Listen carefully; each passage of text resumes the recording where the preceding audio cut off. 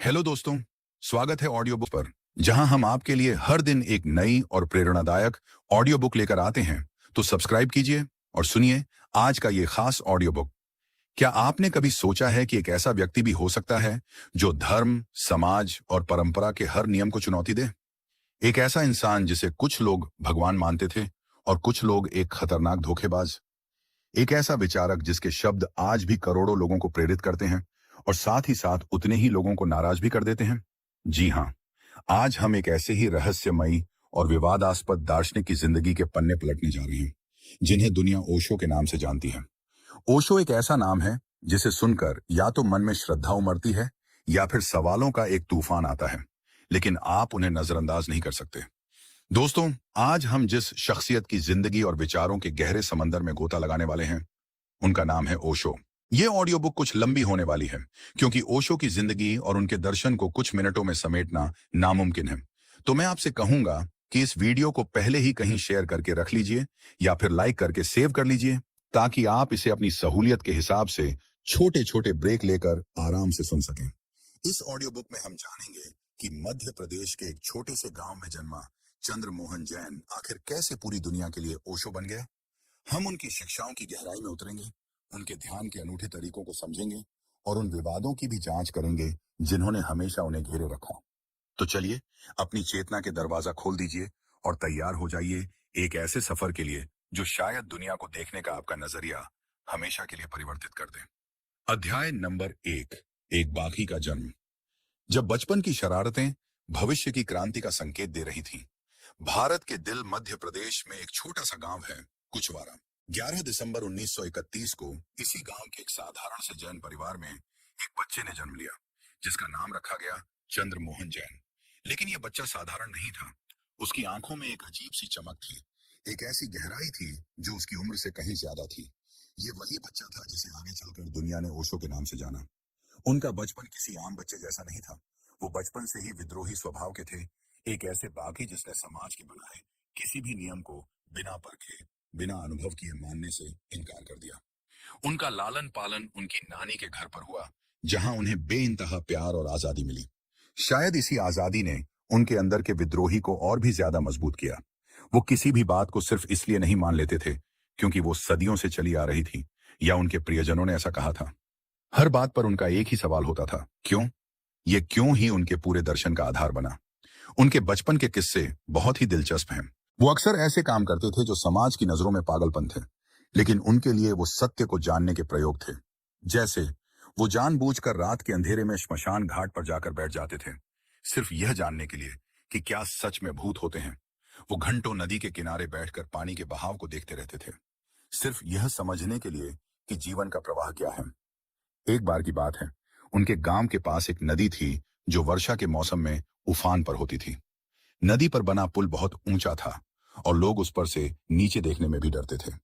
एक दिन चंद्रमोहन ने अपने दोस्तों से शर्त लगाई कि वो उस पुल से नदी में कूद जाएंगे। सबने उन्हें पागल कहा, लेकिन वो नहीं माने। वो पुल पर जाकर बिना एक पल सोचे उफनती नदी में कूद गए। कुछ देर तक जब वो बाहर नहीं आए तो सबको लगा कि वो डूब गए, लेकिन फिर वो तैरकर किनारे पर आ गए। बाद में जब किसी ने उनसे पूछा कि तुम्हें डर नहीं लगा, तो उन्होंने कहा, मैं यही तो जानना चाहता था कि डर क्या है। जब तक मैं मौत का सामना नहीं करता, तब तक मैं जीवन को कैसे समझ सकता हूं।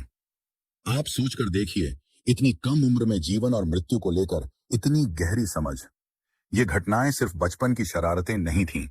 ये एक भविष्य के दार्शनिक के शुरुआती प्रयोग थे, जो किताबों से नहीं बल्कि अपने अनुभवों से सत्य को खोजना चाहता था। स्कूल में भी उनका यही रवैया जारी रहा। वो शिक्षकों से ऐसे सवाल पूछते थे जिनका जवाब किसी के पास नहीं होता था। वो पारंपरिक शिक्षा प्रणाली को एक जेल की तरह देखते थे, जो इंसान की मौलिकता को खत्म कर देती है और उसे एक भीड़ का हिस्सा बना देती है। वो कहते थे कि स्कूल हमें जानकारी देता है, ज्ञान नहीं। जानकारी उधार होती है, जबकि ज्ञान स्वयं का अनुभव होता है। वो अपने शिक्षकों से बहस करते, उन्हें चुनौती देते और अक्सर क्लास से बाहर निकाल दिए जाते, लेकिन उन्हें इसकी कोई परवाह नहीं थी। उनका मानना था कि असली शिक्षा प्रकृति और जीवन से मिलती है, बंद कमरों में नहीं। उनके इस रवैये ने उन्हें अपने परिवार और समाज में एक अजीब और मुश्किल बच्चा बना दिया था। लोग उन्हें समझ नहीं पाते थे। उनके माता पिता भी उनकी चिंता करते थे, लेकिन चंद्रमोहन अपनी ही धुन में मग्न थे, अपनी ही खोज में लीन थे। वो घंटों अकेले ध्यान में बैठे रहते, अपनी सांसों पर ध्यान केंद्रित करते। ये वो बीज थे जो आगे चलकर उनके सक्रिय ध्यान की विधियों के रूप में अंकुरित हुए। उनका विद्रोह सिर्फ शिक्षा प्रणाली या सामाजिक अंधविश्वासों तक ही सीमित नहीं था, बल्कि वो धर्म के तथाकथित ठेकेदारों को भी चुनौती देते थे। जैन परिवार में जन्म लेने के बावजूद उन्होंने कभी भी जैन धर्म की मान्यताओं को आंख बंद करके स्वीकार नहीं किया। वो मंदिर जाते थे, लेकिन मूर्तियों की पूजा करने के लिए नहीं, बल्कि यही देखने के लिए कि लोग क्या कर रहे हैं और क्यों कर रहे हैं। वो हर धार्मिक अनुष्ठान पर सवाल उठाते थे। वो पूछते थे कि अगर भगवान हर जगह है, तो उसे खोजने के लिए मंदिर या मस्जिद जाने की क्या जरूरत है? अगर सत्य भीतर है, तो बाहर उसे ढूंढने का क्या मतलब है? उनके ये सवाल रूढ़िवादी समाज को छुपते थे, लेकिन चंद्रमोहन को किसी की नाराजगी की परवाह नहीं थी। वो सत्य के खोजी थे, और इस खोज में वो किसी भी परंपरा या मान्यता को बाधा नहीं बनने दे सकते थे। उनका बचपन इस बात का स्पष्ट संकेत था कि ये व्यक्ति दुनिया में किसी बने बनाए रास्ते पर चलने के लिए नहीं आया है, बल्कि वो अपना रास्ता खुद बनाने आया है। एक ऐसा मार्ग जो शायद कांटों से भरा हो, लेकिन वो रास्ता उसका अपना होगा। ये बगावत, ये जिज्ञासा और ये अनुभव पर आधारित सत्य की खोज ही उनके जीवन और दर्शन का केंद्र बिंदु बनी।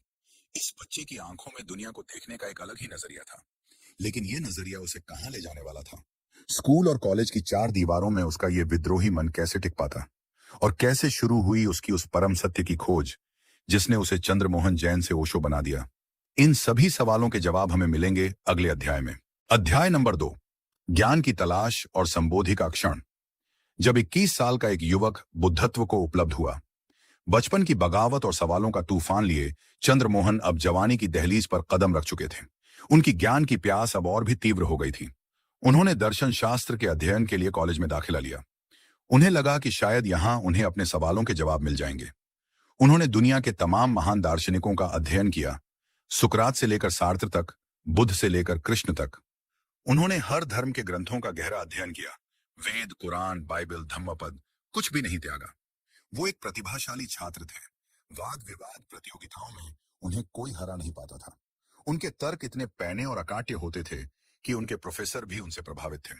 लेकिन जितना ज्यादा वो अध्ययन करते, उनकी बेचैनी उतनी ही अधिक होती जाती। उन्हें महसूस हो रहा था कि ये सब उधार का ज्ञान है, शब्दों का जाल है। ये सत्य नहीं है, बल्कि सत्य के बारे में लिखी गई बातें हैं।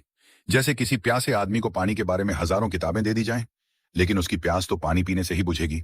चंद्रमोहन को भी अब असली पानी की तलाश थी। वो अब सत्य को जानना नहीं, बल्कि जीना चाहते थे। ये वो दौर था जब उन्होंने अध्ययन करना और लिखना लगभग बंद कर दिया और अपना सारा समय ध्यान में लगाना शुरू कर दिया। वो कई कई दिनों तक बिना कुछ खाए पिए, बिना सोए, सिर्फ ध्यान करते रहते थे। वो अपने शरीर और मन की सीमाओं को पार करने की कोशिश कर रहे थे। वो हर उस तरीके को आजमा रहे थे जिससे चेतना के पार जाया जा सके। ये एक बहुत ही पीड़ादायक और अकेला सफर था। कोई गुरु नहीं था, कोई मार्गदर्शक नहीं था। वो खुद ही अपने रास्ते बना रहे थे और खुद ही उन पर चल रहे थे। इस प्रक्रिया में उन्होंने कई बार मृत्यु को बहुत करीब से अनुभव किया। उनका शरीर पूरी तरह से कमजोर हो चुका था, लेकिन उनका संकल्प चट्टान की तरह मजबूत था। वो जानते थे कि वो जिसके पीछे लगे हैं, वो कोई मामूली चीज नहीं है। वो अस्तित्व के सबसे मुख्य रहस्य को भेदना चाहते थे। इस दौरान उनके साथ कई आध्यात्मिक अनुभव हुए, लेकिन वो किसी भी अनुभव पर रुके नहीं, क्योंकि उन्हें पता था कि ये मंजिल नहीं, बल्कि रास्ते में आने वाले चरण हैं। वो उस शून्य की तलाश में थे जहां कोई अनुभव नहीं बचता, सिर्फ अनुभव करने वाला बचता है। और फिर वो रात आई, 21 मार्च 1953 की रात। चंद्रमोहन उस समय जबलपुर के भंवरताल पार्क में एक मौलश्री के वृक्ष के नीचे बैठे ध्यान कर रहे थे। वो 7 दिनों से लगातार जाग रहे थे और एक गहरे मानसिक संघर्ष से गुजर रहे थे। उन्हें लग रहा था कि वो पागल हो जाएंगे। उन्होंने सत्य को पाने की अपनी सारी कोशिशें त्याग दी थीं। वो पूरी तरह से हार चुके थे, थक चुके थे। और जिस क्षण उन्होंने अपनी हार स्वीकार की, जिस क्षण उन्होंने अपने मैं को, अपने अहंकार को पूरी तरह से त्याग दिया, उसी क्षण वो घटना घटी जिसे हजारों सालों से आत्मज्ञान, संबोधि या बुद्धत्व कहा जाता है। अचानक उन्हें लगा जैसे उनके भीतर कुछ बिखर गया है। एक जबरदस्त ऊर्जा का विस्फोट हुआ और अंधकार पूरी तरह से छंट गया। वो शून्य हो गए, लेकिन यह शून्य खाली नहीं था। यह परम आनंद और प्रकाश से भरा हुआ था। उन्हें महसूस हुआ कि वो अब शरीर नहीं रहे, वो अब मन नहीं रहे। वो इस पूरे अस्तित्व के साथ एक हो गए हैं। वृक्ष, पौधे, चांद, तारे, सब कुछ उन्हीं का हिस्सा बन गए थे। मैं मिट चुका था, सिर्फ है बचा था। उस एक पल में उन्हें अपने सारे सवालों के जवाब मिल गए। वो जवाब शब्दों में नहीं थे, वो एक अनुभव था, एक जीवंत अनुभव। उस रात के बाद चंद्रमोहन जैन वही व्यक्ति नहीं रहे। उनका शरीर वही था, लेकिन भीतर सब कुछ परिवर्तित हो चुका था। उनकी आंखों में एक नई चमक थी, एक ऐसी शांति थी जो इस दुनिया की नहीं थी। उनके चलने, बोलने, हर चीज में एक अजीब सा ठहराव और मस्ती आ गई थी। उन्हें वो मिल गया था जिसे बुद्ध ने निर्वाण कहा, जिसे महावीर ने कैवल्य कहा और जिसे कृष्ण ने मोक्ष कहा। वो 21 साल की उम्र में एक बुद्ध हो गए थे, लेकिन उन्होंने तुरंत लोगों को उपदेश देना शुरू नहीं किया। वो कई सालों तक चुप रहे, उस अनुभव को अपने भीतर और गहरा होने दिया। वो देखना चाहते थे कि यह अनुभव स्थायी है या क्षणिक। उन्होंने अपना अध्ययन पूरा किया, दर्शन शास्त्र में M.A. किया और फिर जबलपुर विश्वविद्यालय में प्रोफेसर बन गए। वो अपने छात्रों को वही पढ़ाते थे जो किताबों में लिखा था, लेकिन उनके पढ़ाने का अंदाज बिल्कुल अलग था। वो सिर्फ जानकारी नहीं देते थे, वो छात्रों को सोचने पर मजबूर करते थे, उन्हें सवाल करना सिखाते थे। वो चाहते थे कि उनके छात्र भी उस सत्य को खुद खोजें जिसे उन्होंने पाया था। उनकी कक्षाएं बहुत लोकप्रिय हो गई। छात्र दूसरे विभागों से भी उनकी क्लास में आकर बैठने लगे। वो सिर्फ एक प्रोफेसर नहीं थे, वो एक ऐसे चुंबक बन गए थे जो सत्य के प्यासे लोगों को अपनी ओर खींच रहा था। लेकिन यह शांति ज्यादा दिन तक नहीं टिकने वाली थी। उनके भीतर जो क्रांति घटी थी, वो अब बाहर भी प्रकट होने के लिए बेचैन थी। वो देख रहे थे कि पूरी दुनिया एक नींद में जी रही है। लोग धर्म के नाम पर मुकाबला कर रहे हैं, समाज के नियमों में जकड़े हुए हैं और अपनी असलियत से कोसों दूर हैं। वो अब और चुप नहीं रह सकते थे। उन्होंने तय किया कि वो इस सोए हुए समाज को झकझोरेंगे, उसे जगाएंगे। उन्होंने प्रोफेसर की नौकरी त्याग दी और पूरे भारत में घूम घूम कर प्रवचन देना शुरू कर दिया। उनके प्रवचन किसी धार्मिक उपदेश की तरह नहीं होते थे। वो सीधे लोगों के दिल और दिमाग पर आघात करते थे। वो हर स्थापित मान्यता को चुनौती देते थे, चाहे वो धर्म हो, राजनीति हो या परिवार। वो लोगों से कहते थे, किसी पर विश्वास मत करो, खुद पर भी नहीं। जब तक तुम सत्य को खुद अनुभव नहीं कर लेते, तब तक सब कुछ झूठ है। उनकी बातें क्रांतिकारी थीं, विस्फोटक थीं। उन्होंने लोगों को एक नया सपना दिया, एक ऐसे मनुष्य का सपना जो जोरबा की तरह दुनिया के सारे सुख भोगे और बुद्ध की तरह भीतर से शांत और जागरूक रहे। लेकिन यह सफर आसान नहीं था। एक प्रोफेसर से भगवान बनने की इस यात्रा में उन्हें किन चुनौतियों का सामना करना हुआ। कैसे उन्होंने पुणे में अपना आश्रम स्थापित किया, जो पूरी दुनिया के लिए एक आध्यात्मिक चुंबक बन गया। और उनके दर्शन का वो मूल तत्व क्या था जिसने लाखों लोगों की जिंदगी बदल दी। इन सब पर से पर्दा उठेगा अगले अध्याय में। अध्याय नंबर 3, आचार्य से भगवान तक का सफर। जब एक प्रोफेसर ने दुनिया को चेतना का नया विज्ञान सिखाया, संबोधि के बाद कई वर्षों तक खामोशी में जीने और एक प्रोफेसर के रूप में काम करने के बाद ओशो ने महसूस किया कि अब उनके भीतर जो खजाना है, उसे दुनिया के साथ बांटने का समय आ गया है। उन्होंने अपनी सुरक्षित नौकरी त्याग दी और एक अनिश्चित मार्ग पर निकल गए। शुरुआत में वो आचार्य रजनीश के नाम से जाने जाते थे। उन्होंने पूरे भारत में यात्राएं की, ध्यान शिविर आयोजित किए और प्रवचन दिए। उनके प्रवचन पारंपरिक धार्मिक गुरुओं की तरह नहीं थे। वो किसी ग्रंथ या शास्त्र का हवाला नहीं देते थे, बल्कि वो सीधे जीवन के अनुभव से बात करते थे। उनकी वाणी में एक जादू था, एक ऐसी सच्चाई थी जो सुनने वाले के दिल में उतर जाती थी। वो हर विषय पर बोलते थे, प्रेम, सेक्स, ध्यान, मृत्यु, राजनीति, मनोविज्ञान, दर्शन। ऐसा कोई विषय नहीं था जिसे उन्होंने छुआ न हो। और हर विषय पर उनका दृष्टिकोण एकदम मौलिक और क्रांतिकारी होता था। उन्होंने धर्म के नाम पर फैले पाखंड और अंधविश्वास पर इतनी जोरदार चोट की कि पूरे देश के धार्मिक और राजनीतिक प्रतिष्ठान हिल गए।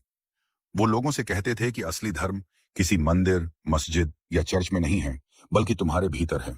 असली पूजा किसी मूर्ति की नहीं, बल्कि स्वयं के जीवन की है।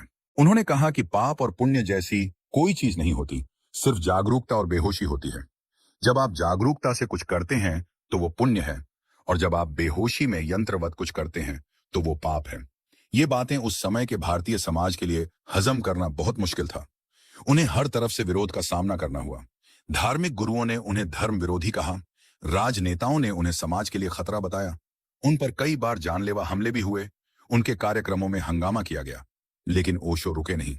उनका कहना था, सत्य को हमेशा विरोध का सामना करना होता है, क्योंकि झूठ की बुनियाद पर टिकी व्यवस्था सत्य से डरती है। जितना उनका विरोध होता, उतनी ही तेजी से उनकी लोकप्रियता भी अधिक होती गई। खासकर युवा पीढ़ी उनके विचारों से बहुत आकर्षित हुई। युवा वो लोग थे जो पुरानी सरी गली परंपराओं से तंग आ चुके थे और जीवन जीने का एक नया तरीका खोज रहे थे। ओशो ने उन्हें वही दिया। उन्होंने युवाओं को विद्रोह करने के लिए उकसाया, लेकिन ये विद्रोह किसी के खिलाफ नहीं, बल्कि अपनी ही कंडीशनिंग, अपनी ही गुलामी के खिलाफ था। धीरे धीरे भारत के बाहर भी उनके विचारों की गूंज सुनाई देने लगी। पश्चिम के बहुत से सत्य के खोजी जो अपनी भौतिकवादी संस्कृति से ऊब चुके थे, भारत आने लगे। उन्हें ओशो में एक ऐसा गुरु मिला जो पूरब के ध्यान और पश्चिम के विज्ञान को एक साथ लेकर चल रहा था। ओशो न तो भौतिकवाद के खिलाफ थे और न ही अध्यात्म के। वो कहते थे कि हमें दोनों को एक साथ जीना है, शरीर की जरूरतों को भी पूरा करना है और आत्मा की प्यास को भी बुझाना है। इसी संतुलन का नाम उन्होंने जोरबाद बुद्धा रखा। ये एक नए इंसान का घोषणा पत्र था। उनकी प्रसिद्धि इतनी अधिक हो गई कि अब भारत में कहीं भी रुकना उनके लिए मुश्किल हो गया था।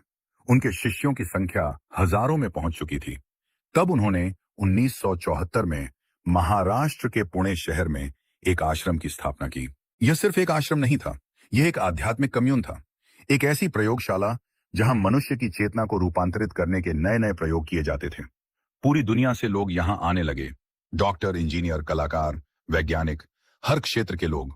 पुणे आश्रम में आकर लोग हैरान रह जाते थे। यहां कोई पारंपरिक आश्रम जैसा माहौल नहीं था, कोई उदासी नहीं, कोई गंभीरता नहीं। यहां लोग नाचते थे, गाते थे, जश्न मनाते थे और साथ ही साथ गहरा ध्यान भी करते थे। ओशो ने कहा था, मेरा सन्यासी इस दुनिया से भागेगा नहीं, बल्कि इसी दुनिया में रहकर इसके हर रंग का आनंद लेते हुए अपनी चेतना को जगाएगा। उन्होंने सन्यास की पारंपरिक गेरुआ वस्त्र की धारणा को भी परिवर्तित कर दिया। उनके सन्यासी सूर्योदय के रंग यानी नारंगी और लाल रंग के वस्त्र पहनते थे और गले में उनकी तस्वीर वाली एक माला पहनते थे। यह इस बात का प्रतीक था कि वो एक नए सूर्योदय के साक्षी बन रहे हैं। इसी दौरान आचार्य रजनीश ने अपना नाम बदलकर भगवान श्री रजनीश रख लिया। भगवान शब्द से भारत में बहुत विवाद हुआ, क्योंकि यहां भगवान का मतलब ईश्वर से लिया जाता है। लेकिन ओशो ने इसका अर्थ समझाया।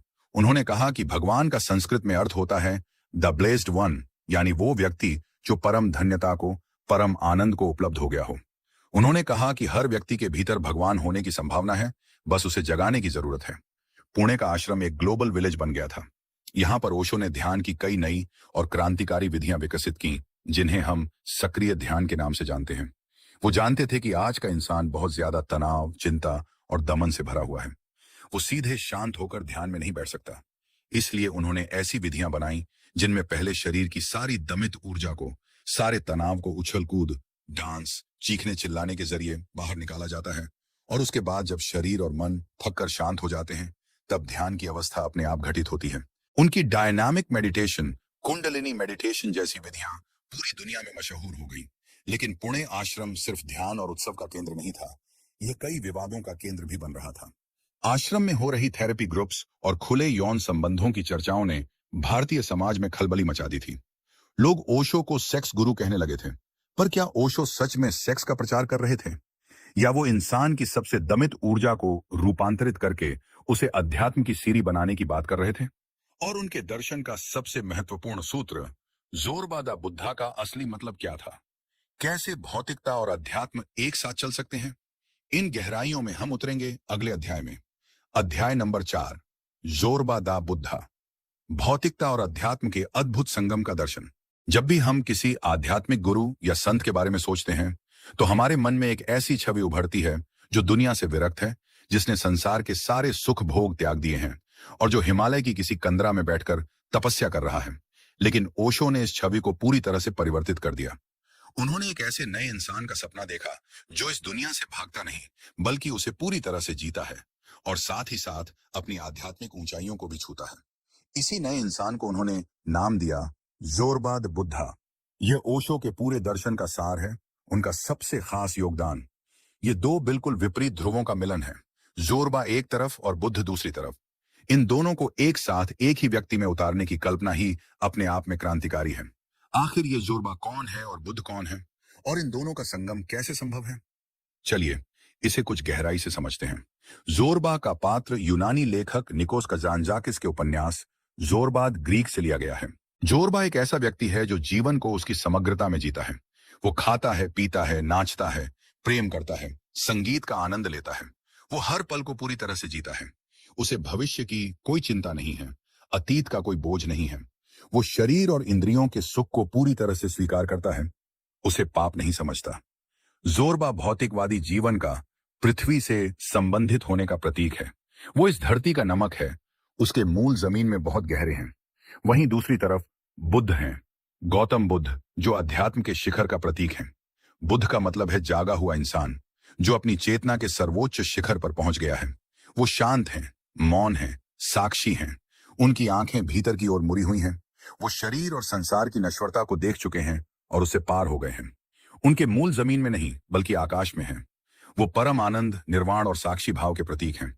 इतिहास में अब तक मनुष्य को इन दोनों में से एक को चुनने के लिए कहा गया। धर्मों ने हमेशा कहा कि अगर तुम्हें बुद्ध बनना है तो तुम्हें जोरबा को त्यागना होगा। तुम्हें दुनिया, शरीर और इंद्रियों के सुख को त्यागना होगा। तुम्हें भौतिकता को पाप समझना होगा। दूसरी ओर भौतिकवादी लोगों ने कहा कि अगर तुम्हें जीवन का आनंद लेना है तो बुद्ध जैसी बातें बकवास हैं। खाओ पियो और मौज करो, क्योंकि कल किसने देखा है। इस विभाजन ने मनुष्य को एक गहरे खंडन में, एक गहरे विभाजन में पहुंचा दिया है। जो लोग अध्यात्म की ओर गए वो शरीर विरोधी हो गए, जीवन विरोधी हो गए। उन्होंने अपने शरीर को कष्ट दिया, अपनी प्राकृतिक इच्छाओं का दमन किया, जिससे वो भीतर से और भी ज्यादा बीमार और विकृत हो गए। और जो लोग सिर्फ भौतिकवाद में डूबे रहे, उन्होंने खूब धन कमाया, खूब सुख भोगा, लेकिन अंत में उन्होंने पाया कि भीतर एक खालीपन है, एक बेचैनी है जो किसी भी चीज से नहीं भरती। ओशो ने कहा कि यह विभाजन ही मनुष्य के दुखों का मूल कारण है। मनुष्य एक पक्षी की तरह है जिसके दो पंख हैं, एक जोरबा का और दूसरा बुद्ध का। अगर आप एक पंख काट देंगे तो पक्षी आकाश में नहीं जा पाएगा। वो या तो जमीन पर रेंगेगा या फिर आकाश में खो जाएगा, लेकिन जीवन का पूरा आनंद नहीं ले पाएगा। ओशो ने कहा कि मैं एक ऐसे मनुष्य को जन्म देना चाहता हूं जिसके पास जोरबा का शरीर हो, जो जीवन के हर रस को छक सके, और जिसके पास बुद्ध की चेतना हो, जो हर चीज को करते हुए भी भीतर से साक्षी रह सके।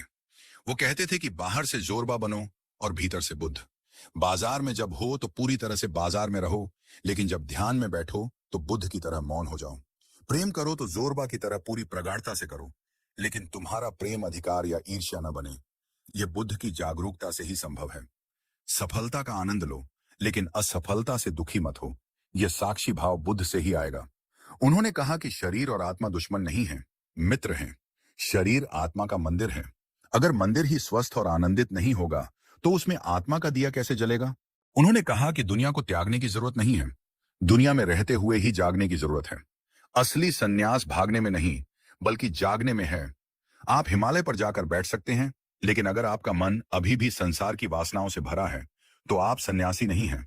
और आप एक भीड़ भरे बाजार में उपस्थित होकर भी भीतर से शांत और अछूते रह सकते हैं, अगर आपने साक्षी भाव को साध लिया है। यह दर्शन आधुनिक मनुष्य के लिए बहुत प्रासंगिक था। आज का इंसान जो भागम भाग भरी जिंदगी जी रहा है, वो न तो पूरी तरह से संसार का हो पा रहा है और न ही अध्यात्म का। वो दोनों नावों पर पैर रखने की कोशिश में हमेशा तनाव और अपराध बोध से भरा रहता है। ओशो ने उसे अपराध बोध से मुक्त किया। उन्होंने कहा कि भौतिक सुखों का आनंद लेना कोई पाप नहीं है, ये तुम्हारी प्रकृति है। बस इतना ध्यान रखना कि तुम इन सुखों के गुलाम न बन जाओ, तुम मालिक बने रहो। और यह मालिकाना हक सिर्फ और सिर्फ ध्यान से, जागरूकता से आ सकता है। जब तुम साक्षी भाव से जीना सीख जाते हो तो तुम हर चीज का आनंद लेते हो, लेकिन किसी भी चीज से बनते नहीं। तुम कमल के पत्ते की तरह हो जाते हो, जो रहता तो पानी में है लेकिन पानी उसे छू नहीं पाता। जोरबाद बुद्धा का मतलब है उत्सव पूर्ण ध्यान, आनंद पूर्ण जागरूकता। यह जीवन को एक उत्सव बनाने की कला है, लेकिन इस संतुलन को साधना आसान नहीं है। इसके लिए चेतना को परिवर्तित करने वाले कुछ शक्तिशाली उपकरणों की जरूरत होती है। ओशो ने इन्हीं उपकरणों को सक्रिय ध्यान का नाम दिया। ये सक्रिय ध्यान की विधियां क्या हैं और ये कैसे आधुनिक इंसान के तनाव और दमन को बाहर निकालकर उसे ध्यान की गहराई में ले जाती है। इस क्रांतिकारी विज्ञान को हम समझेंगे अगले अध्याय में। अध्याय नंबर 5, ध्यान की क्रांति, आधुनिक मन के लिए सक्रिय ध्यान की विधियां। ओशो ने जब लोगों को ध्यान करना सिखाना शुरू किया तो उन्होंने महसूस किया कि हजारों साल पुरानी ध्यान की विधियां आज के इंसान पर काम नहीं कर रही हैं। पारंपरिक विधियां जैसे शांत बैठकर अपनी सांसों को देखना या किसी मंत्र का जाप करना उस समय के लोगों के लिए थी जब जीवन बहुत सरल, शांत और धीमा था।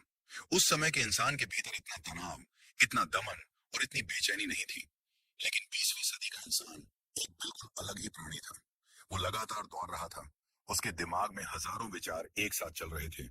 उसका शरीर तनाव से अकड़ा हुआ था और उसका मन भावनाओं के कचरे से भरा हुआ था। ओशो ने कहा कि ऐसे इंसान से अगर आप कहेंगे कि शांत होकर बैठ जाओ तो वो बैठ तो जाएगा, लेकिन भीतर एक ज्वालामुखी उबलता रहेगा। वो बाहर से शांत दिखने का सिर्फ ढोंग करेगा, भीतर विचारों का तूफान चलता रहेगा। ये ध्यान नहीं बल्कि एक और गहरा दमन होगा। इस समस्या को हल करने के लिए ओशो ने कुछ बहुत ही क्रांतिकारी और वैज्ञानिक ध्यान विधियों का आविष्कार किया, जिन्हें ओशो एक्टिव मेडिटेशंस या सक्रिय ध्यान के नाम से जाना जाता है। इन विधियों की सबसे खास बात यह है कि ये शांत बैठने से शुरू नहीं होती। ये शुरू होती हैं तीव्र शारीरिक गतिविधि से।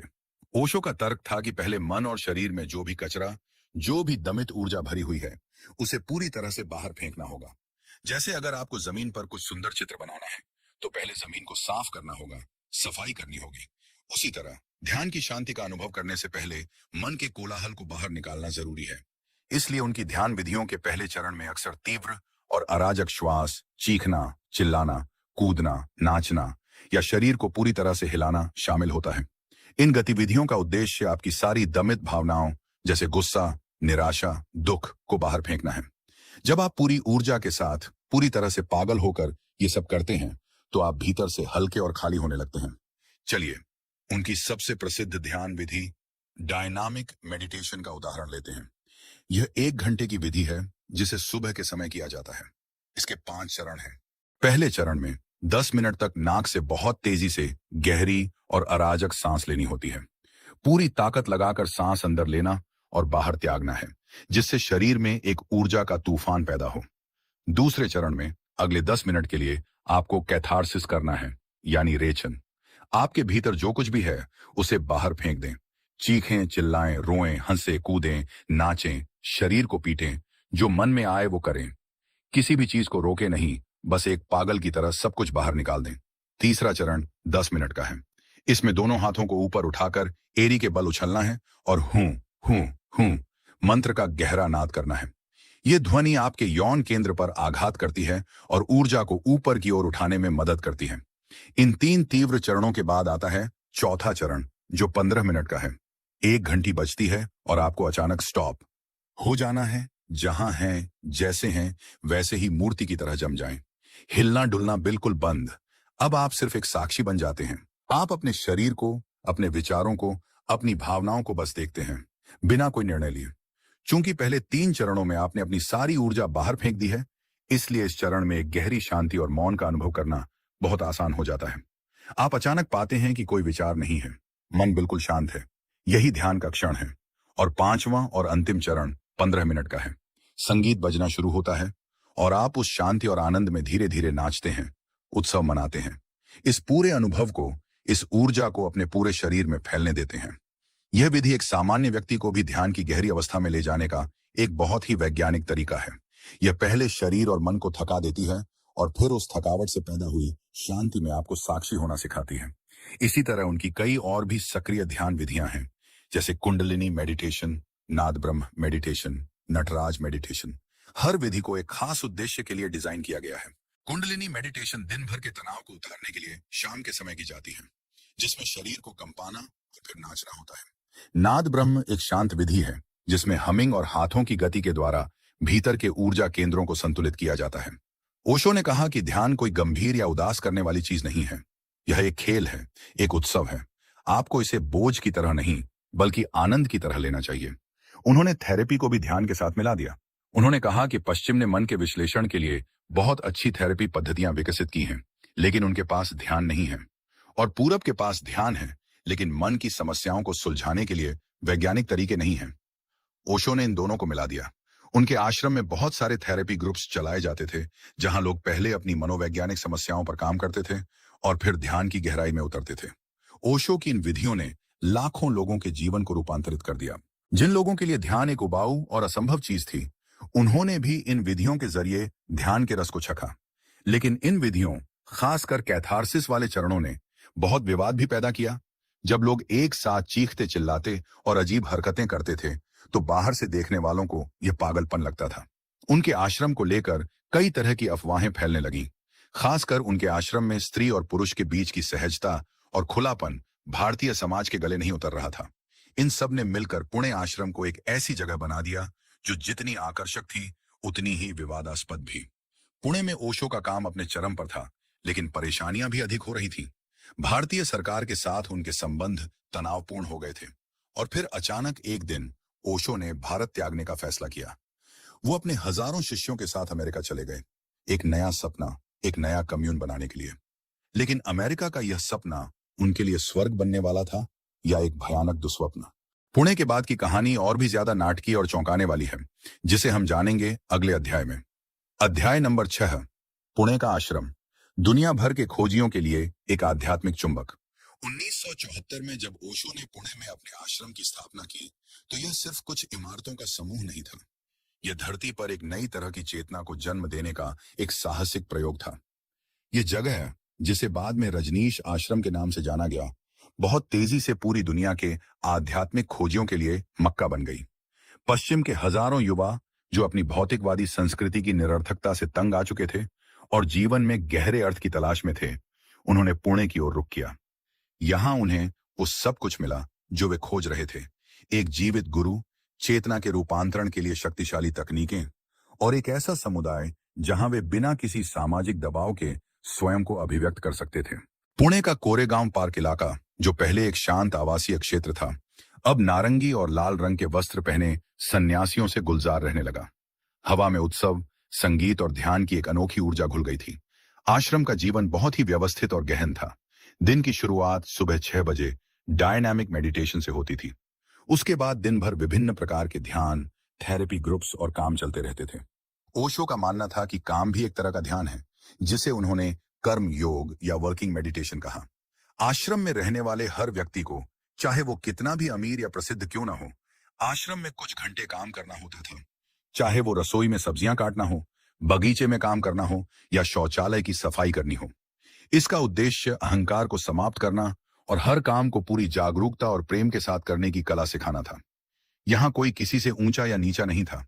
सब एक ही नाव के यात्री थे, एक ही खोज पर निकले सहयात्री। शाम को सभी सन्यासी ओशो के प्रवचन सुनने के लिए बुद्ध हॉल में इकट्ठा होते थे। ओशो का प्रवचन एक अनूठा अनुभव होता था। वो किसी तैयार स्क्रिप्ट से नहीं बोलते थे, बल्कि वो जैन, सूफी, तंत्र, योग, हसीद या किसी भी रहस्यवादी परंपरा के सूत्रों पर सहज रूप से बोलते थे। उनके प्रवचन ज्ञान, हास्य और गहरी अंतर्दृष्टि का अद्भुत मिश्रण होते थे। वो अपने श्रोताओं को हंसाते थे, उन्हें रुलाते थे, उन्हें झकझोरते थे और अंत में उन्हें एक गहरे मौन में त्याग जाते थे। पुणे आश्रम की सबसे अनूठी और विवादास्पद विशेषताओं में से एक थी वहां चलने वाले विभिन्न थेरेपी ग्रुप्स। ओशो ने पश्चिम के कई प्रसिद्ध थेरेपिस्टों को अपने आश्रम में आमंत्रित किया था। यहाँ encounter therapy, primal scream, bio energetics, gestalt जैसी दर्जनों तरह की थेरेपियां उपलब्ध थीं। ओशो का मानना था कि ध्यान में गहरा उतरने से पहले व्यक्ति के लिए यह आवश्यक है कि वह अपने मन में दबे हुए भावनात्मक घावों को ठीक करे। बचपन के सदमे, गुस्सा, भय, ईर्ष्या, इन सब भावनाओं को, जिन्हें हम समाज के डर से दबा देते हैं, उन्हें बाहर निकालना जरूरी है। इन थेरेपी ग्रुप्स में लोगों को अपनी भावनाओं को पूरी तरह से व्यक्त करने की आजादी होती थी। लोग चीखते थे, रोते थे, एक दूसरे पर गुस्सा निकालते थे और इस प्रक्रिया के माध्यम से अपने भीतर के जहर से मुक्त होते थे। यह प्रक्रिया अक्सर बहुत नाटकीय और विस्फोटक होती थी और बाहर की दुनिया के लिए इसे समझना बहुत मुश्किल था। एक और पहलू जिसने आश्रम को बहुत विवादास्पद बनाया, वह था सेक्स के प्रति ओशो का दृष्टिकोण। ओशो ने सेक्स को कभी भी पाप या हेय दृष्टि से नहीं देखा। उन्होंने कहा कि सेक्स जीवन की सबसे शक्तिशाली ऊर्जा है। अगर इसे दबाया जाता है तो यह विकृत हो जाती है और क्रोध, हिंसा या मानसिक बीमारियों के रूप में प्रकट होती है। और अगर इसे सिर्फ शारीरिक भोग की तरह जिया जाता है तो यह निरर्थक और उबाऊ हो जाती है। ओशो ने एक तीसरा मार्ग सुझाया, तंत्र का रास्ता। उन्होंने कहा कि सेक्स को ध्यान बनाया जा सकता है। जब दो प्रेमी गहरे प्रेम, सम्मान और जागरूकता के साथ एक दूसरे से मिलते हैं, तो यह मिलन सिर्फ दो शरीरों का नहीं, बल्कि दो आत्माओं का मिलन बन सकता है और यह आपको समाधि के अनुभव तक ले जा सकता है। उन्होंने कहा, काम से राम तक, यानी काम ऊर्जा को सेक्स ऊर्जा को रूपांतरित करके ही परम चेतना तक पहुंचा जा सकता है। आश्रम में स्त्री और पुरुष के बीच बहुत सहज और मैत्रीपूर्ण संबंध थे, जो पारंपरिक भारतीय समाज के लिए एक झटके की तरह था।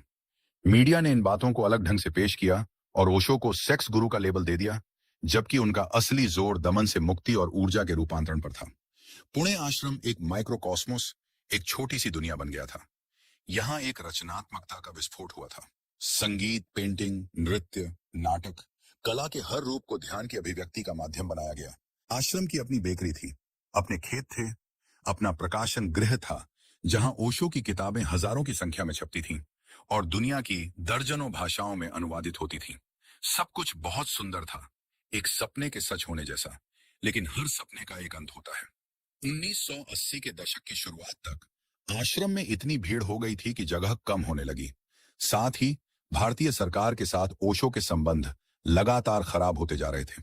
सरकार उन्हें वीजा देने में आनाकानी कर रही थी और उनके आश्रम की गतिविधियों पर नजर रख रही थी। ओशो खुद भी सार्वजनिक रूप से बोलना बंद कर चुके थे और मौन में चले गए थे। आश्रम का संचालन उनकी सचिव शीला और कुछ अन्य प्रमुख सन्यासियों के हाथ में आ गया था। और फिर 1981 में एक चौंकाने वाली घोषणा हुई। ओशो और उनके हजारों सन्यासी भारत त्याग कर अमेरिका जा रहे थे। वो अमेरिका के ओरेगन राज्य के एक रेगिस्तानी इलाके में एक बिल्कुल नया शहर, एक नया कम्यून बनाने जा रहे थे, जो पूरी दुनिया के लिए एक आदर्श बनेगा। लेकिन क्या यह यूटोपिया, ये राम राज्य सच में बन पाया, या अमेरिका की धरती पर ओशो और उनके सन्यासियों का स्वागत एक ऐसे संघर्ष और टकराव से हुआ जिसकी किसी ने कल्पना भी नहीं की थी? रेगिस्तान में एक स्वर्ग बनाने का यह सपना कैसे एक भयानक दुस्वप्न में परिवर्तित हो गया? यह एक ऐसी कहानी है जो किसी थ्रिलर फिल्म से कम नहीं। और यही कहानी है हमारे अगले अध्याय की। अध्याय नंबर 7, अमेरिका का सपना और रजनीशपुरम का सच।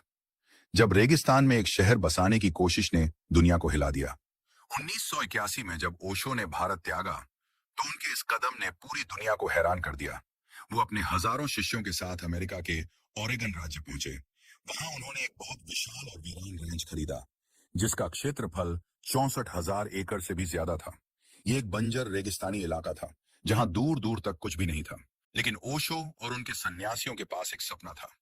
इस बंजर जमीन को एक नखलिस्तान में, एक ऐसे आदर्श शहर में बदलने का सपना, जहां हजारों लोग एक साथ प्रेम, ध्यान और रचनात्मकता के साथ रह सकें।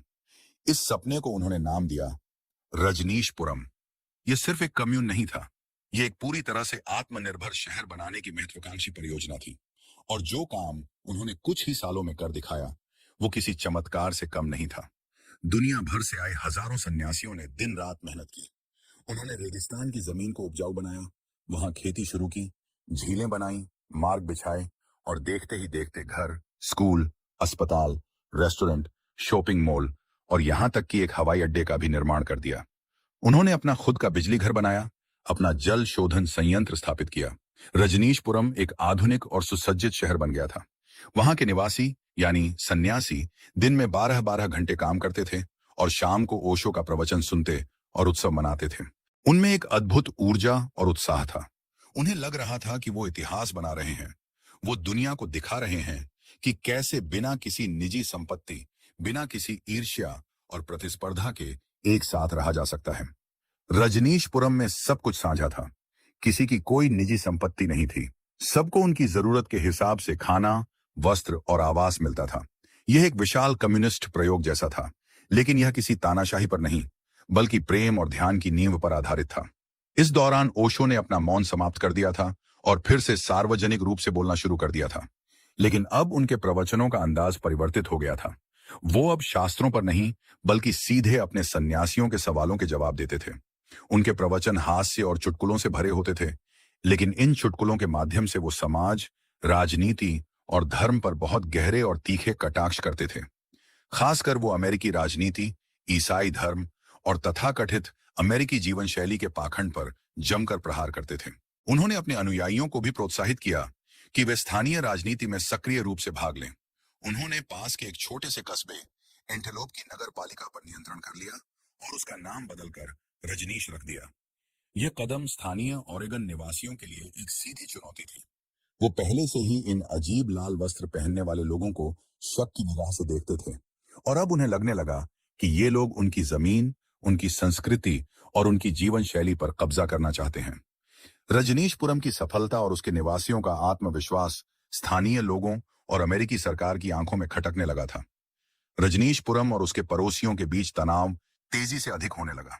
स्थानीय लोग शिकायत करते थे कि सन्यासी बहुत शोर करते हैं, उनके पास बहुत ज्यादा हथियार हैं और वो बहुत आक्रामक हैं।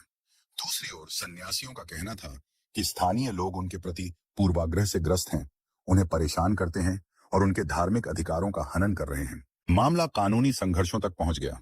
सरकार ने रजनीशपुरम पर जोनिंग कानूनों और आप्रवासन कानूनों के उल्लंघन के आरोप लगाए। ओशो, जो अपने स्वास्थ्य कारणों से कम्यून के दैनिक मामलों में ज्यादा दखल नहीं देते थे। उन्होंने सारा प्रबंधन अपनी निजी सचिव मां आनंद शीला के हाथों में सौंप रखा था। शीला एक बहुत ही दबंग, होशियार और महत्वाकांक्षी महिला थी।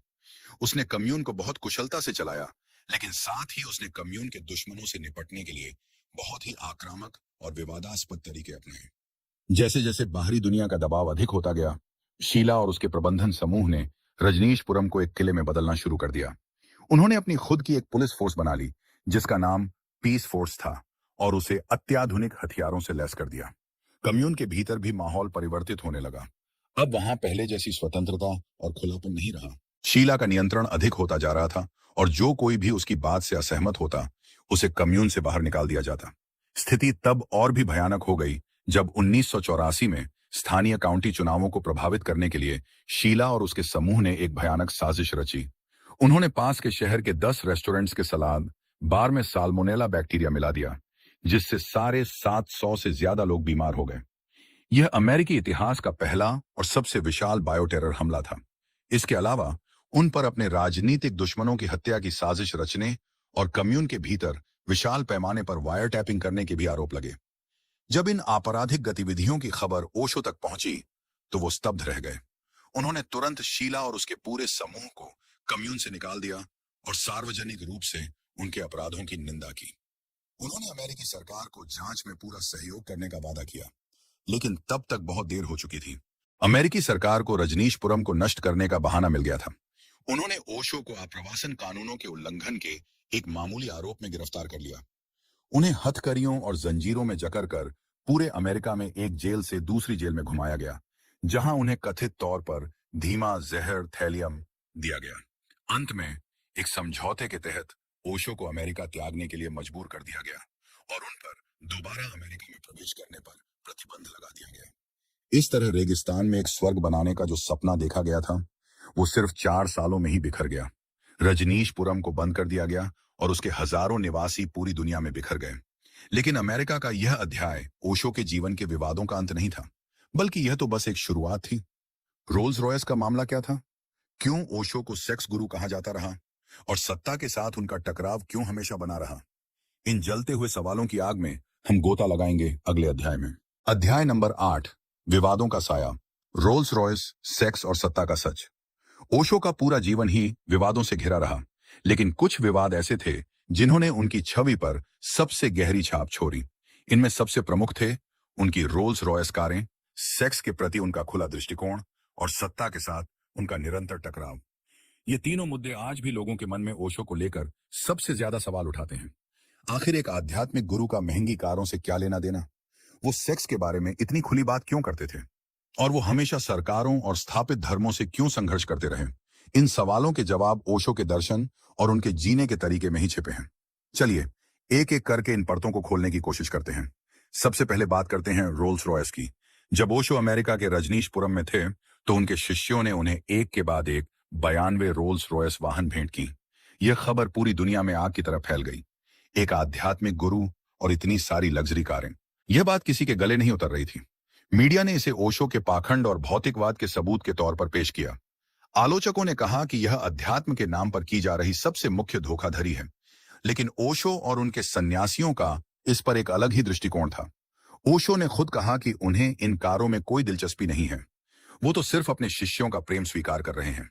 उनके शिष्यों का कहना था कि यह दुनिया को छिड़ाने का, उन्हें झकझोरने का एक तरीका था। यह अमेरिकी समाज के भौतिकवाद पर ही एक व्यंग्य था, जो धन और सफलता को ही सब कुछ मानता है। वो दिखाना चाहते थे कि देखो, तुम जिस चीज के पीछे पूरी जिंदगी भागते हो, वो हमारे गुरु के कदमों में धूल की तरह है। एक और तर्क यह दिया गया कि ओशो हमेशा से गरीबी और दरिद्रता के महिमा मंडन के खिलाफ थे। भारतीय संतों की जो पारंपरिक छवि है, लंगोटी लगाकर भीख मांगने की, ओशो उसे समाप्त करना चाहते थे।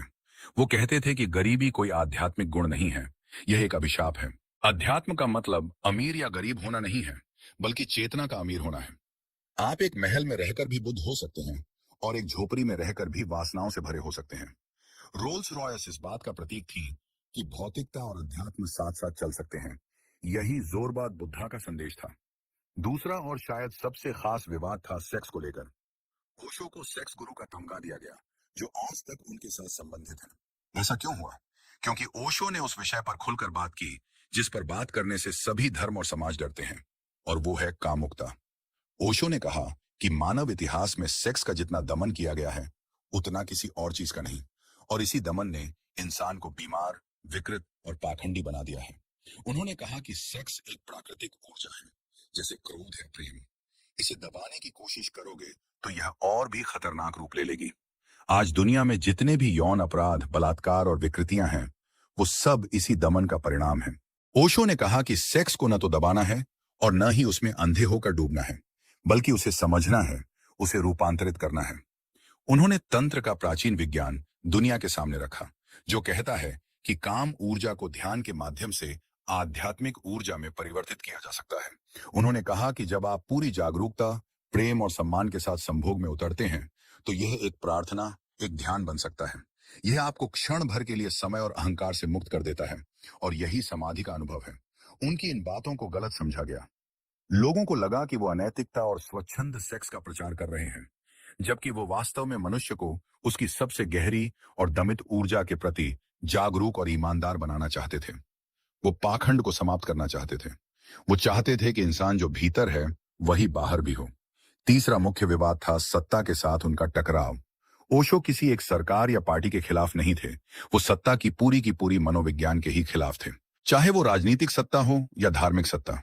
वो कहते थे कि कोई भी व्यक्ति जो दूसरों पर शासन करना चाहता है, वो गहरे में हीन भावना से ग्रस्त होता है। वो दूसरों को नियंत्रित करके अपनी इसी हीनता को छिपाने की कोशिश करता है। राजनेता और पुजारी दोनों ही लोगों को डराकर और बांटकर अपना धंधा चलाते हैं। राजनेता बाहरी दुश्मन का डर दिखाता है और पुजारी नरक और पाप का। और दोनों ही नहीं चाहते कि इंसान बुद्धिमान, जागरूक और स्वतंत्र बने, क्योंकि एक जागरूक व्यक्ति पर शासन नहीं किया जा सकता। इसीलिए ओशो ने हर तरह के राष्ट्रवाद, हर तरह के संगठित धर्म और हर तरह की राजनीतिक विचारधारा पर कड़ा प्रहार किया। वो कहते थे कि मैं किसी धर्म या देश का नहीं, मैं पूरी मानवता का हूं। उनकी ये बातें हर उस व्यक्ति को चुभती थीं जिसकी दुकान सत्ता और नियंत्रण पर टिकी थी। इसीलिए भारत की सरकार हो या अमेरिका की, हर सरकार उन्हें एक खतरे के रूप में देखती थी।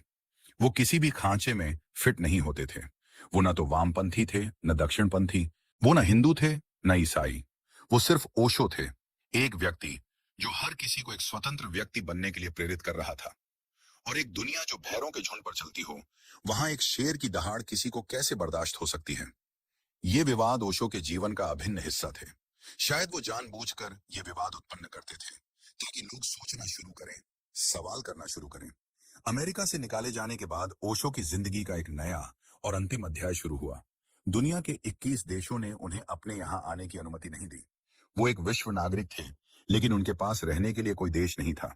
इस दर्दनाक यात्रा के बाद वो वापस भारत कैसे लौटे और अपने अंतिम दिनों में उन्होंने दुनिया को क्या संदेश दिया? यह कहानी है उनके महाप्रयाण की, जिसे हम जानेंगे अगले अध्याय में। अध्याय नंबर 9, वापसी और अंतिम दिन। जब एक थके हुए बुद्ध ने घर लौटकर अपनी देह त्यागी। अमेरिका से निकाले जाने के बाद ओशो के जीवन का सबसे कठिन और दर्दनाक दौर शुरू हुआ। वो एक ऐसे विश्व नागरिक थे जिनके पास पूरी दुनिया में शिष्य थे, लेकिन कोई भी देश उन्हें अपने यहां रहने की इजाजत देने को तैयार नहीं था। अमेरिकी सरकार ने दुनिया के कई देशों पर दबाव डाला कि वे ओशो को वीजा न दें। अगले कुछ महीनों में ओशो और उनके छोटे से समूह ने दुनिया भर के 21 देशों की यात्रा की, लेकिन हर जगह से उन्हें या तो निकाल दिया गया या प्रवेश करने से मना कर दिया गया। ग्रीस, स्पेन, उरुग्वे, जमैका, एक के बाद एक देश अपने दरवाजा बंद करते गए। यह मानवता के इतिहास में एक शर्मनाक अध्याय था, जहां एक ऐसे व्यक्ति को जो सिर्फ प्रेम और ध्यान का संदेश दे रहा था, उसे एक अंतर्राष्ट्रीय अपराधी की तरह व्यवहार किया जा रहा था। इस विश्व यात्रा के दौरान उनका स्वास्थ्य भी तेजी से खराब होने लगा। अमेरिकी जेल में उन्हें जो धीमा जहर, थैलियम, दिया गया था, उसका असर अब दिखने लगा था। उनका शरीर कमजोर हो रहा था, उन्हें लगातार दर्द रहता था, लेकिन उनकी चेतना और उनकी आंखों की चमक वैसी ही बनी हुई थी। अंत में थक हार कर जुलाई 1986 में ओशो वापस भारत लौट आए। वो मुंबई में अपने एक शिष्य के घर पर रुके। भारत में भी उनका स्वागत बहुत गर्मजोशी से नहीं हुआ। मीडिया और राजनेता अभी भी उनके खिलाफ थे, लेकिन उनके हजारों सन्यासी जो पूरी दुनिया में बिखर गए थे, उन्हें अपने गुरु के वापस आने की खबर मिली तो वो फिर से भारत की ओर आने लगे। जनवरी 1987 में ओशो वापस अपने पुराने घर पुणे के आश्रम में लौट आए। आश्रम का नाम अब परिवर्तित हो चुका था। यह अब रजनीश आश्रम नहीं, बल्कि रजनीश धम कहलाता था। आश्रम में एक नई ऊर्जा का संचार हुआ। पूरी दुनिया से सन्यासी वापस अपने प्यारे गुरु के पास लौटने लगे। पुणे का आश्रम एक बार फिर से ध्यान, उत्सव और संगीत से गुलजार हो गया। ओशो का स्वास्थ्य ठीक नहीं था, लेकिन उन्होंने फिर से शाम को प्रवचन देना शुरू कर दिया। उनके प्रवचन अब पहले से भी ज्यादा गहरे और काव्यात्मक हो गए थे। अब उनमें पहले जैसा तीखापन और आक्रामकता नहीं थी, बल्कि एक गहरी करुणा और मौन का वास था। वो अक्सर जैन की कहानियों पर बोलते थे, जो उनकी अपनी मनस्थिति को दर्शाती थी। एक गहरी शून्यता, एक परम विश्राम। अपने अंतिम वर्षों में ओशो ने अपने नाम के साथ संबंधित भगवान शब्द को भी त्यागने का अनुरोध किया।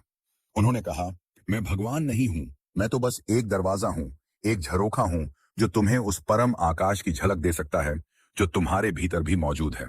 फरवरी 1989 में उन्होंने अपने एक जापानी शिष्य के सुझाव पर ओशो नाम को स्वीकार किया। ओशो शब्द जापानी भाषा से लिया गया है, जिसका अर्थ होता है महासागर जैसा, या जिस पर आकाश फूल बरसा रहा हो।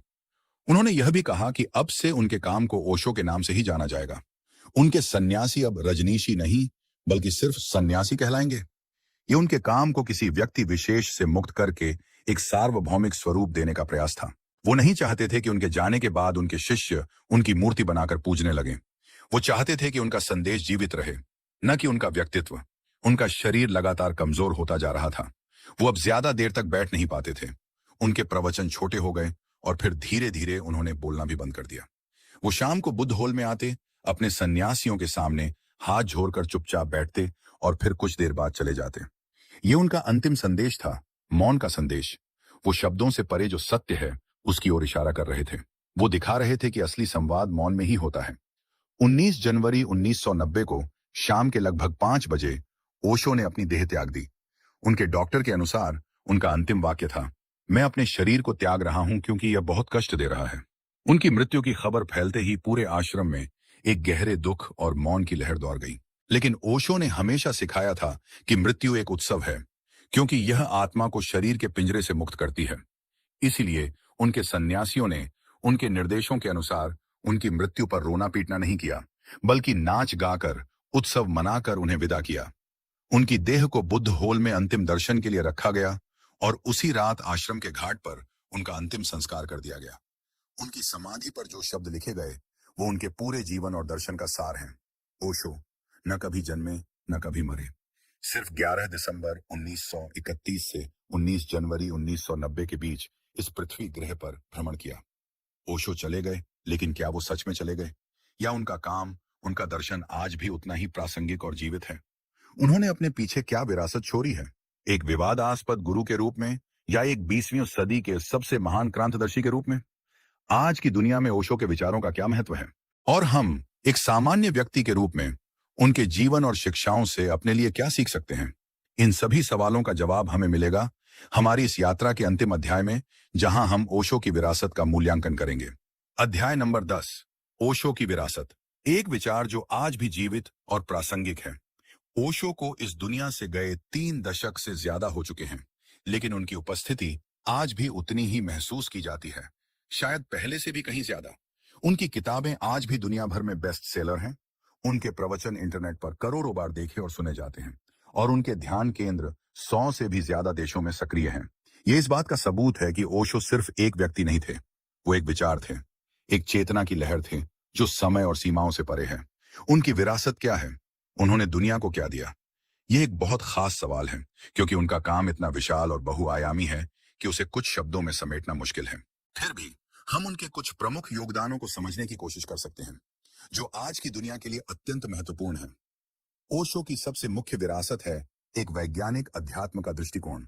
उन्होंने धर्म को सदियों पुराने कर्मकांडों, अंधविश्वासों और थोथी मान्यताओं के बोझ से मुक्त किया। उन्होंने कहा कि अध्यात्म कोई विश्वास करने की चीज नहीं है, बल्कि यह एक आंतरिक विज्ञान है, एक प्रयोग है जिसे हर व्यक्ति को खुद करके देखना होता है। जैसे विज्ञान बाहरी दुनिया के सत्य को खोजता है, वैसे ही ध्यान भीतरी दुनिया के सत्य को खोजने की विधि है। उन्होंने किसी को भी अपना अनुयायी बनने के लिए नहीं कहा, बल्कि उन्होंने हर व्यक्ति को खुद एक खोजी, एक वैज्ञानिक बनने के लिए प्रेरित किया। उन्होंने कहा, मेरे शब्दों पर विश्वास मत करना, मैं जो कहता हूं उसे करके देखना। अगर तुम्हारे अनुभव में सच उतरे तो ही स्वीकार करना, वरना फेंक देना। यह दृष्टिकोण आज के तार्किक और संदेहवादी मन के लिए बहुत आकर्षक है, जो किसी भी बात को आंख बंद करके स्वीकार नहीं करना चाहता।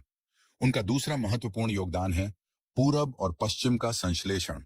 ओशो ने पूरब की ध्यान और अंतर्मुखता की गहरी समझ को पश्चिम के मनोविज्ञान, विज्ञान और बहिर्मुखी जीवन शैली के साथ मिलाया। उन्होंने कहा कि मनुष्य को समग्र होने की जरूरत है। सिर्फ भीतरी दुनिया में जीना या सिर्फ बाहरी दुनिया में जीना, दोनों ही अधूरेपन की निशानी है।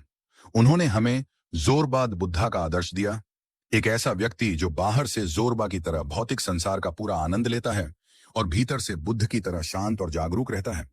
यह आज की दुनिया के लिए सबसे प्रासंगिक दर्शन है, जहां लोग भौतिक सफलता और आंतरिक शांति के बीच एक संतुलन खोजने के लिए संघर्ष कर रहे हैं।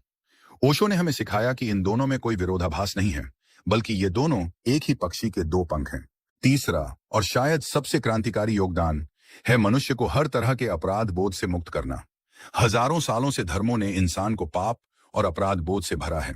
तुम्हें बताया गया है कि तुम्हारा शरीर पाप है, तुम्हारी प्राकृतिक इच्छाएं पाप हैं, जीवन का आनंद लेना पाप है। इस अपराध बोध ने इंसान को भीतर से सरा दिया है, उसे पाखंडी और दमित बना दिया है। ओशो ने इस अपराध बोध पर सबसे करारी चोट की। उन्होंने कहा कि तुम जैसे हो, अस्तित्व तुम्हें वैसे ही स्वीकार करता है। तुम्हारे भीतर कुछ भी गलत नहीं है। प्रेम, क्रोध, सेक्स, महत्वाकांक्षा, ये सब प्राकृतिक ऊर्जाएं हैं। इन्हें दबाने की जरूरत नहीं है, इन्हें समझने और रूपांतरित करने की जरूरत है। उन्होंने मनुष्य को आत्म स्वीकृति और आत्म प्रेम का सबसे खास उपहार दिया। उन्होंने सिखाया कि जब तक तुम खुद से प्रेम नहीं करोगे, तब तक तुम किसी और से या इस अस्तित्व से प्रेम नहीं कर सकते। इसके अलावा ओशो ने ध्यान को एक गंभीर और उबाऊ प्रक्रिया से निकालकर एक आनंदपूर्ण और उत्सवपूर्ण अनुभव बनाया। उनकी सक्रिय ध्यान की विधियां आज के तनावग्रस्त और बेचैन मन के लिए एक वरदान की तरह हैं। उन्होंने दिखाया कि ध्यान का मतलब सिर्फ शांत बैठना नहीं है, बल्कि नाचना, गाना, हंसना, रोना, जीवन की हर क्रिया को पूरी जागरूकता के साथ करना भी ध्यान है। उन्होंने जीवन के हर पहलू को ध्यान से संबद्ध करने की कला सिखाई। अंत में ओशो की सबसे मुख्य विरासत है व्यक्ति की स्वतंत्रता का घोषणा पत्र। उन्होंने किसी भी भीड़ का हिस्सा बनने का विरोध किया, चाहे वो भीड़ धार्मिक हो, राजनीतिक हो या राष्ट्रीय।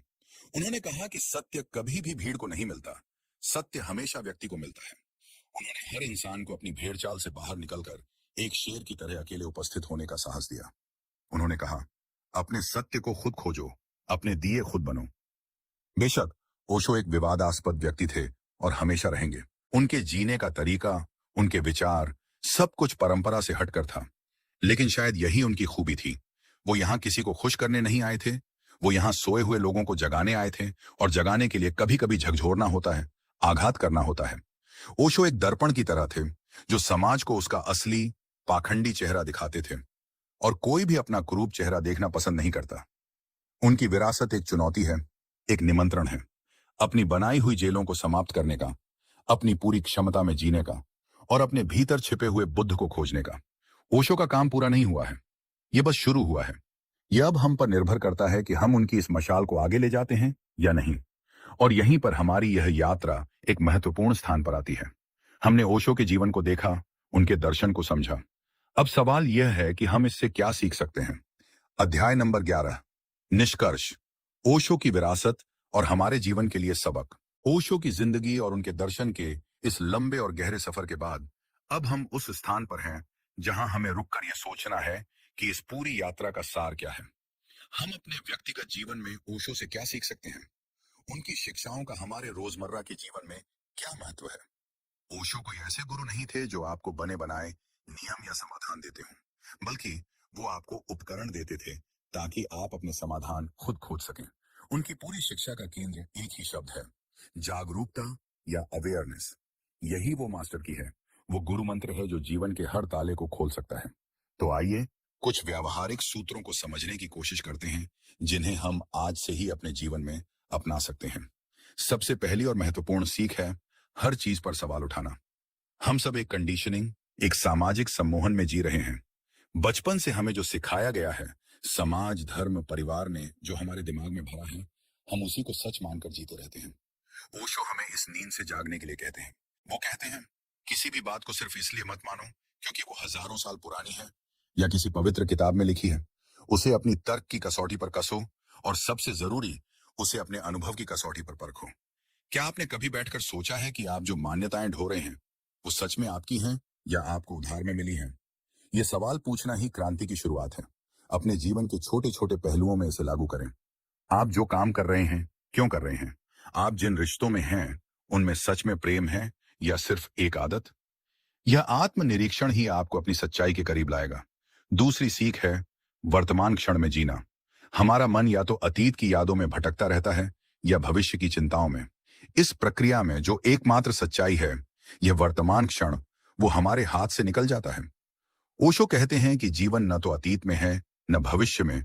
जीवन सिर्फ अभी और यहीं है। इस पल में पूरी तरह से मौजूद रहने की कला ही ध्यान है। आप जब खाना खा रहे हो तो सिर्फ खाना खाएं। उसके स्वाद, उसकी सुगंध को महसूस करें। जब आप चल रहे हों तो सिर्फ चलें। अपने कदमों को, हवा के स्पर्श को महसूस करें। यह बहुत सरल लगता है, लेकिन यह हमारे जीवन की गुणवत्ता को पूरी तरह से परिवर्तित कर सकता है। जब आप वर्तमान में होते हैं तो कोई तनाव नहीं होता, कोई चिंता नहीं होती, सिर्फ एक गहरी शांति और आनंद होता है। क्या आप आज कोई भी एक काम पूरी जागरूकता से करने की कोशिश कर सकते हैं? कमेंट्स में हमें बताइएगा। तीसरी सीख है जीवन को एक उत्सव बनाना। हम जीवन को एक समस्या की तरह जीते हैं, एक बोझ की तरह ढोते हैं। ओशो कहते हैं कि जीवन एक उत्सव है, एक जश्न है। अस्तित्व ने हमें यह जीवन दुखी होने के लिए नहीं, बल्कि आनंदित होने के लिए दिया है। अपने जीवन में छोटी छोटी चीजों में आनंद खोजना शुरू करें। सुबह की पहली किरण, फूलों का खिलना, किसी बच्चे की हंसी, ये सब उत्सव के कारण है। हंसे, नाचें, गाएं, बिना किसी कारण के। हमने हंसने और आनंदित होने के लिए भी वजहें ढूंढनी शुरू कर दी हैं। ओशो कहते हैं, आनंद तुम्हारा स्वभाव है, उसके लिए किसी बाहरी कारण की जरूरत नहीं है। अपनी गंभीरता को कुछ कम करें, जीवन को एक खेल की तरह लेना सीखें। चौथी और अंतिम सीख है स्वयं से प्रेम करना और खुद को स्वीकार करना। हम हमेशा दूसरों की तरह बनने की कोशिश करते रहते हैं। हम अपनी कमियों को देखते हैं, अपनी तुलना दूसरों से करते हैं और खुद को कोसते रहते हैं। ओशो कहते हैं कि तुम अद्वितीय हो। तुम्हारे जैसा कोई दूसरा इस दुनिया में न कभी था, न कभी होगा। अस्तित्व ने तुम्हें जैसा बनाया है, तुम परिपूर्ण हो। अपनी अच्छाइयों और अपनी बुराइयों दोनों को स्वीकार करो। जब आप खुद को पूरी तरह से स्वीकार कर लेते हैं, तभी आप बदलना शुरू होते हैं। आत्म स्वीकृति ही रूपांतरण का पहला कदम है।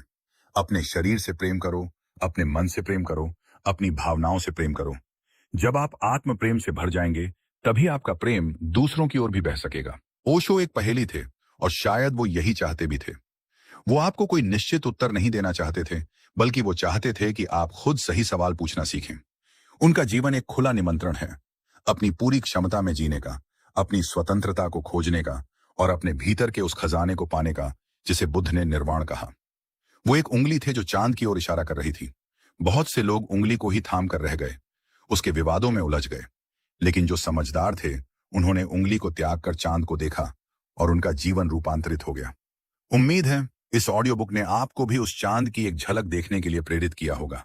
इस गहरे और लंबे सफर में अंत तक हमारे साथ बने रहने के लिए आपका बहुत बहुत धन्यवाद। हमने ओशो के जीवन और दर्शन के कई पहलुओं को छूने की कोशिश की, एक विद्रोही बच्चे से लेकर एक आत्मज्ञानी बुद्ध तक, एक विवादास्पद गुरु से लेकर एक वैश्विक विरासत तक। हमें उम्मीद है कि ओशो की जिंदगी और उनके विचारों ने आपको भी सोचने पर मजबूर किया होगा। आपके लिए ओशो कौन है? एक गुरु, एक दार्शनिक या एक विवादास्पद व्यक्ति? नीचे कमेंट्स में हमें अपनी राय जरूर बताइएगा। हमें आपके विचार जानकर बहुत अच्छा लगेगा। अगर आपको ये ऑडियो बुक पसंद आई हो तो कृपया इस वीडियो को लाइक करें, अपने दोस्तों और परिवार के साथ शेयर करें और अगर आप यहाँ नए हैं तो ऑडियो बुक को सब्सक्राइब करना बिल्कुल न भूलें, ताकि आप भविष्य में आने वाली ऐसी ही ज्ञानवर्धक ऑडियो बुक्स को मिस ना करें। घंटी के आइकॉन को भी दबा दें ताकि आपको हर नए वीडियो की सूचना तुरंत मिल जाए। मिलते हैं अगली ऑडियो बुक में एक नए विषय, एक नई प्रेरणा के साथ। तब तक सुनते रहिए, सीखते रहिए और सबसे जरूरी जीते रहिए। धन्यवाद।